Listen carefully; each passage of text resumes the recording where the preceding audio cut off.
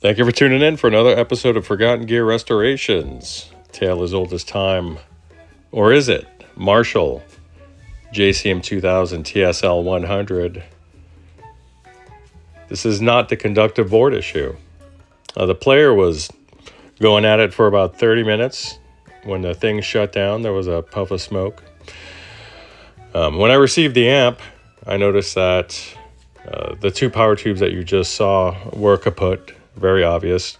However, on the right-hand side, the one to the left of that, or the number 3 power tube, had lost vacuum, and it took out the number 4.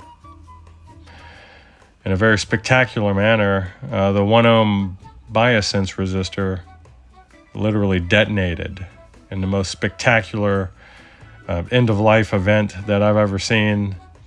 And here it is cleaned up. And after replacing that guy, we were able to restore negative bias voltage over to that socket. I ran a signal through her for 45 minutes, about a 50% volume into a dummy load. And she's holding steady.